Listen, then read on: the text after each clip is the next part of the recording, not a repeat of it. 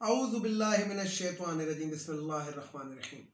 Viewers अस्सलाम वालेकुम। Viewers, मैं हूं आपका मेज़बान सैयद अहमद समी और आप देख रहे हैं सैयद अहमद समी यूट्यूब चैनल रावलपिंडी इस्लामाबाद से।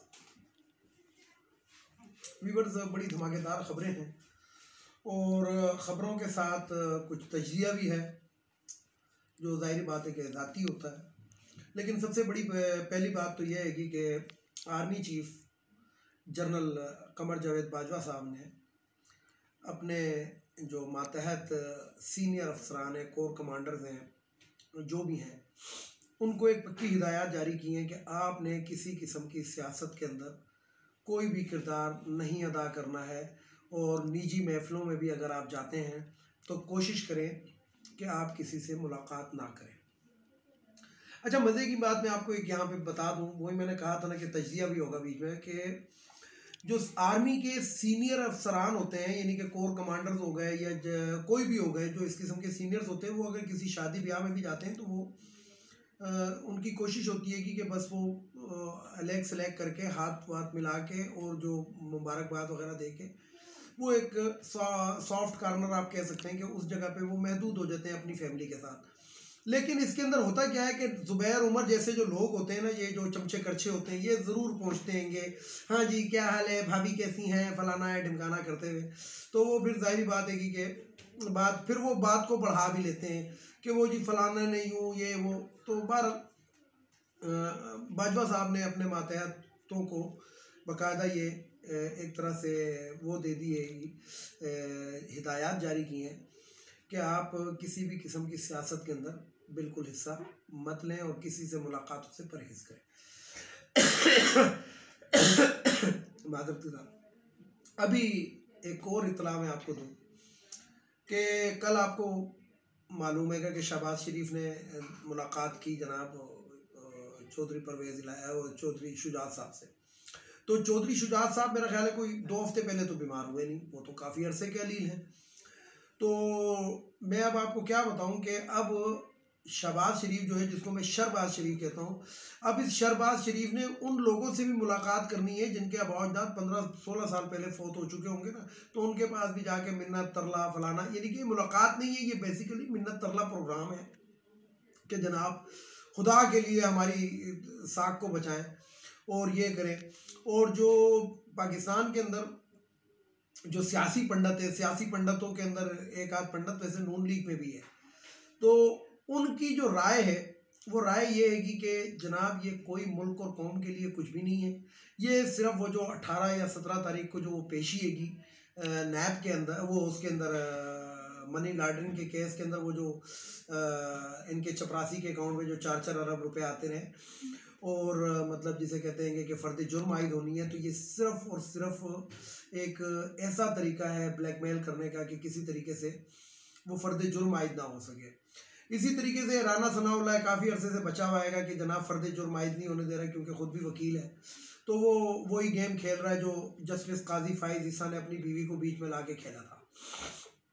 तो बहरहाल आज मुन्ना सिलाई साहब ने एक तकरीब के अंदर जिसे कहते हैं कि खिताब किया कालाबाग डैम के बारे में। बेसिकली वो थी कि कालाबाग डैम के लिए राय हमवार की जाए, और उसके अंदर उन्होंने मतलब वज़ीर आज़म ने भी खिताब किया।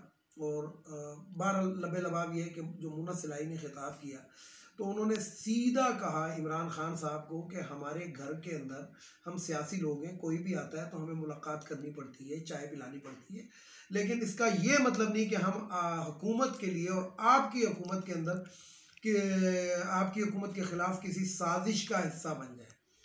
और अब जो है सबको याद आ रहे हैं कि शुजात साहब बीमार हैं, तो हमें इनका बैकग्राउंड पता है। अच्छा, बैकग्राउंड क्या है? बैकग्राउंड व्यूअर्स मैं आपको बताता हूँ ज़रा सा। बैकग्राउंड ये है कि ये जो चौधरी शुजात साहब के वालिद साहब थे, इनके ऑफिस पे जब ये शहबाज शरीफ वज़ीर आला था तो बाकायदा उनके ऑफिस के अंदर छापा मारा गया था, उनको गिरफ़्तार करने की कोशिश की गई थी कि ये कहीं अपना सियासी कद काट ज़्यादा ना बढ़ा लें, प्रेशराइज करने के लिए। तो ये इस नेब तक जा सकते हैं। वही जो जरदारी साहब कहते थे, जो एक जरदारी सब पे भारी है, तो वो ये कहता था कि ये जब इक़्तिदार में होते हैं तो ये दुश्मन होते हैं, और जब इक़्तिदार में नहीं होते तो फिर ये जो होते हैं कि जनाब गर्दनें इनकी झुक जाती हैं, कमरें इनकी झुक जाती हैं। मैं यहाँ पे थोड़ा सा इजाफा करना चाहता हूँ कि पिछली दफ़ा तो ये पेशी से पहले बाथरूम में गिर गया था, एक दफ़ा ये सीढ़ियों से गिर गया था, एक दफ़ा इस पर कोरोना का वो हो गया था। तो मकसद ये है कि अब देखें 17 तारीख नज़दीक ही है, ये कौन सा बहाना तराशता है ये शहबाज शरीफ नाम का जो शख्स है। दरअसल बात ये है कि नकली बाल जो होते हैं ना वो सर को प्रोटेक्शन प्रोवाइड नहीं करते। जब अल्लाह ताला ने गंजा कर दिया तो गंजे ही रहो, नकली बाल लगाने का कोई फ़ायदा नहीं है। अब मैं आपको एक खबर देने लगा हूँ, खबर ये देने लगा हूँ कि आज वैलेंटाइन डे है। खैर मैं तो इन चीज़ों को नहीं मानता, लेकिन क्योंकि ये एक जिसे कहते हैं कि मुसलमानों की कोई रिवायत नहीं है, लेकिन बहरहाल पाकिस्तानियों को आपको पता है ये तो हर चीज़ वो वाली ज़रूर बनाएंगे। यानी कि आप ये PSL के अंदर ही देख लें कि गोरी ने शलवार कमीज़ पहन ली, लेकिन वो जो पाकिस्तानी थी वो पेंट कोट में आके उनसे इंटरव्यू ले रही थी। तो हम लोग तो मतलब जिसे कहते हैं कि भेड़ चाल के माहिर हैं। तो वैलेंटाइन डे की मुनासबत से बहरहाल खान साहब को एक तोहफ़ा मिला है। तोहफ़ा किसने दिया है ये मैं नहीं कह सकता, वैसे मुझे मालूम है, लेकिन मैं वो नाम लाना नहीं चाहता अपनी ज़ुबान के ऊपर। बहरहाल PDM के अंदर सोग का जो समा है उसकी वजह यह है कि 13 मेंबरान असम्बली, 13 मेंबरान, में बाकायदा फिगर बता रहा हूँ, 13 मेंबरान असम्बली जो हस्ब इख्तलाफ के थे उन्होंने हस्ब इख्तलाफ के अंदर बगावत कर दी। अपोजिशन के 13 अरकान ने बगावत कर दी। उन्होंने कहा जनाब ये ज़ाती इनके करप्शनें हैं, ज़ाती इन्होंने पैसा लूटा हुआ है, ज़ाती इन्होंने किकबैक्स की हुई है, तो हम इनका साथ क्यों दें हुकूमत गिराने में या किसी भी चीज़ में अंदर। उन्होंने कहा हमने भी अपने हलकों में जाना है, 3.5 साल से ज़्यादा हो गए कि हम लोग अभी तक कुछ कर नहीं सके हैं, और अब हम जनाब ये वाला काम कर दें तो वो जो 13 अरकान ने जो बगावत की है तो वो पट्ठा जो है वो बैठ गया है। और जो दीन फरोश मौलवी है मौलाना फजलुर रहमान, जो कल भी चौधरी शुजात के पास कोई अमानत लेने के लिए गया था, तो उन्होंने कहा जी हमारे पास इस किस्म की कोई अमानत नहीं है, ये सियासी ब्लैकमेलिंग जो है ये आप कहीं और पे रखें। तो पता नहीं वो कौन सी अमानत है जो ये ढूंढता फिर रहा है। अलबत्ता अवाम के पास इसकी बड़ी अमानतें हैं। वो अवाम के पास ये अमानतें हैं कि ये नून लीग के दौर में कहता था कि पीपल्स पार्टी ने चोर है, मुल्क तोड़ा, फलाना ढिमकाना। जब पीपल्स पार्टी के साथ मिल गया तो फिर ये कहता था कि नवाज शरीफ ने मुल्क को लूटा, शहबाज शरीफ ने मुल्क को लूटा, किक बैक्स किए। और अगर ये इमरान खान की हुकूमत में किसी तरह होता, अव्वल तो नामुमकिन था, लेकिन अगर ये कौमी असम्बली के अंदर जीत चुका होता और कौमी असम्बली ये किसी ना किसी तरीके से हुकूमत में आ जाता, ये हस्ब इख्तिलाफ में कभी भी ना बैठता ये जो दीन फरोश मौलवी है। तो आज जो था ये इमरान खान के साथ खड़ा होता और कह रहा होता जनाब इनको लानतान कर रहा होता, बल्कि इसका तो पहला बयान ही आना था कि जनाब इन दोनों ने मुल्क को लूटा है और ये है और वो है और इसके इसलिए मैं सर तस्लीम खम करता हूँ और ये और वो, यूं करके ये हुकूमती बेंचों पे आ जाता। तो बहरहाल मौलाना का आप चेहरा देखें कि बेरोजगार शख्स जो होता है उसकी क्या हालत हो जाती है। अब तो डीजल भी जेब से डालना पड़ता होगा गाड़ी में।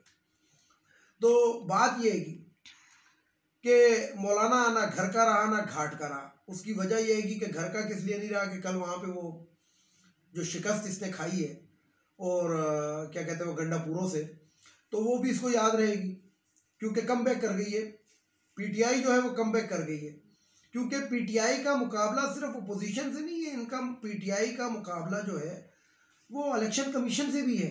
ये वही इलेक्शन कमीशन है कि जो हर चीज़ पे नज़रें बंद कर लेता है, आंखें बंद कर लेता है, लेकिन अगर PTI का कोई छोटा मोटा भी केस हो तो जनाब इन्होंने वो गंडापुर के भाई को नाअहल करार दे दिया था, लेकिन लाहौर वो इस्लामाबाद हाई कोर्ट ने उनको बहाल किया और इलेक्शन लड़ने की वो दी और वो जीत गए और इतनी भारी अक्सरियत से जीते हैं कि अब जिसे कहते हैं कि इलेक्शन कमीशनर को, मेरा जहाँ तक ख्याल है, मेरी ज़ाती राय है कि इलेक्शन कमिश्नर जो है ना इसको मुस्तफ़ी हो जाना चाहिए, यानी कि अगर थोड़ी सी गैरत हो। लेकिन मसला ये है कि अगर गैरत नाम की कोई चीज़ का अगर कंटेनर मंगा लिया जाए ना, पाकिस्तान के अंदर कंटेनर में ही सामान आता है, तो यकीन जाने वो जो कंटेनर है ना वो समझ लें कि वैसे तो आटे में नमक की बराबर लोग होंगे जो उसको यूज़ कर सकेंगे, लेकिन उनमें फिर भी गैरत नहीं होंगे, नहीं हमें कम मिली थी। तो हम फिर भी इतनी बेईमानी ज़रूर करेंगे, क्योंकि कंटेनर में से हमें गैरत ज़रा सी कम मिली थी। तो बात ये व्यूवर्स कि मैं आपको इन लोगों का चेहरा रोज़ाना दिखाता हूँ, बड़े कमेंट्स आते हैं, बड़ा मज़ा आता है, मैं उनको सुनता हूँ। तो वही वाली बात कह कि भाई बात ऐसी है कि हमने तो सच बोलना है, और किस बात पे सच बोलना है, हक़ाइक़ पे बोलना है। दूसरी बात यह कि ग्राउंड रियलिटी के ऊपर बोलना है। और तीसरी बात यह है कि हमने इन तमाम को देख रहे हैं, इनकी हुकूमतें देख रहे हैं।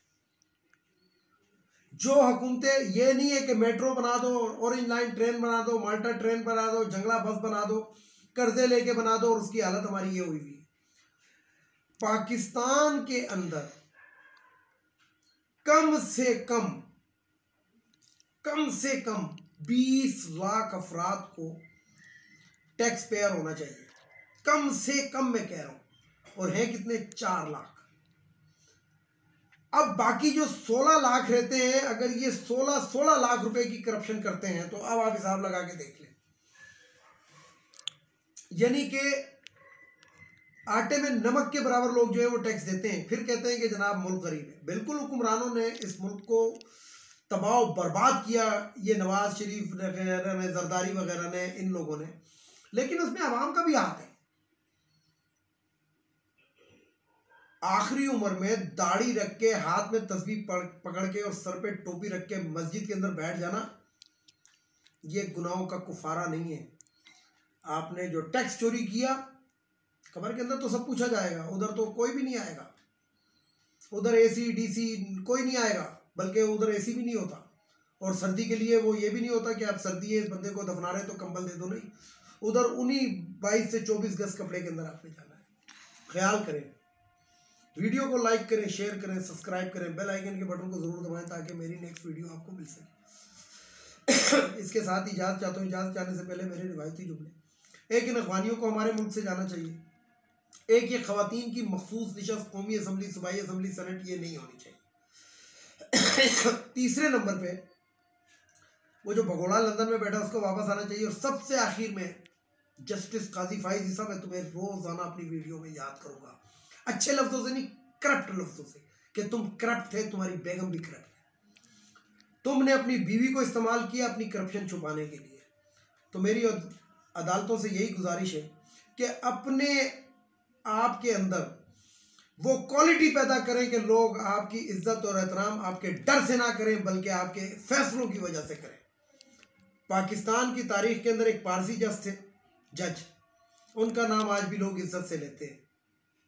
एक क्रिश्चियन जज थे, उनका नाम भी इज्जत से लेते हैं। और एक हिंदू थे, राणा भगवान दास, उन दो के मुझे नाम नहीं आते, राणा भगवान दास, उनका नाम आज भी लोग इज्जत से लेते हैं।